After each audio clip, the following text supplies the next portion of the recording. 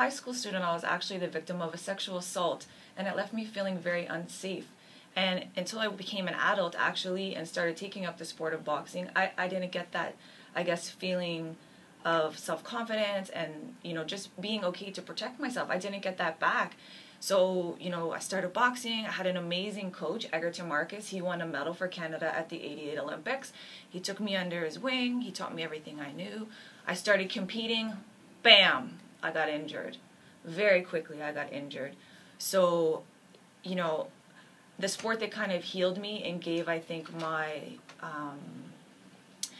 injury a voice is the same thing that overtraining, trying to fit into a male, I guess, dominated sport is the same thing that got me hurt. And I spent 1 year of my life, 2008, very sad year to be honest, on painkillers, going to numerous appointments until eventually the disc in my back blew up.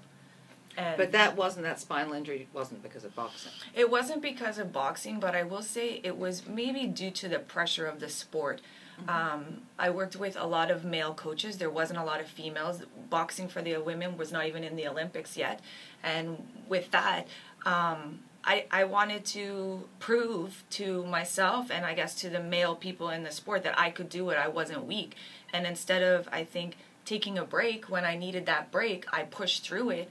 And because I kept pushing when my body and my mind told me I needed a rest, I got injured. And I got seriously injured. And even while injured, I still didn't stop. I still continued until basically, yeah, the disc blew up.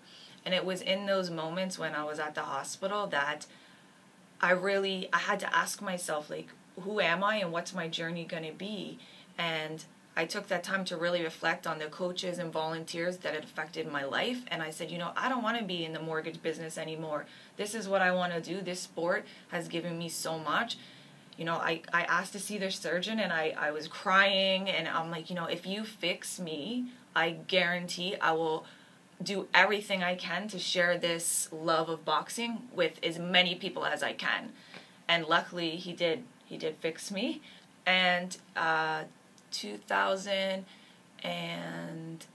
MJKO was born. So that's kind of how the charity got started. Okay, so let's go back to when you were 16. Yes. Which was what year, like roughly?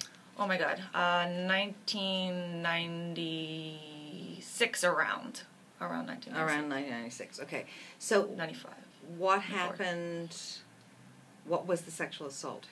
So basically, I was a young person hanging out with, I guess, an older crowd and a gentleman that I thought... he wasn't a gentleman, dear. Okay, true enough. A guy that I thought I guess, had a relationship with or thought I wanted to be around. He forced himself on me, and my first sexual experience was a rape. And I cry. I don't want to cry. This always happens. You always think you're okay, but I'm totally fine. Okay, because you've gone through this before, and you know, and I don't want to pressure you to tell the story if you don't want to. No. You just get emotionally overwrought, right? I do. I just think because so many young people have gone through it, and I think, you know, you want to be a champion and you want to be, I guess, healed. But the reality is, I think any woman that's gone through something like that, they heal at their own pace. And telling your story, I think, is an important part of that because I think it gives other people permission to be hurt and to feel hurt because that's not something that should have happened, but it did happen. And I think even now, I wouldn't change that experience because it's made me who I am. But I will say, I mean, it took me a long time to trust and, you know, it affected me as a person, you know, for quite a few years in my high school. I wore jogging pants every day. I really didn't want to be seen, and it was sports that really tried to help me. It helped me heal through that experience. Was he charged? He would. So that's another good thing, not a terrible thing actually, in that he was never charged because I never told anyone.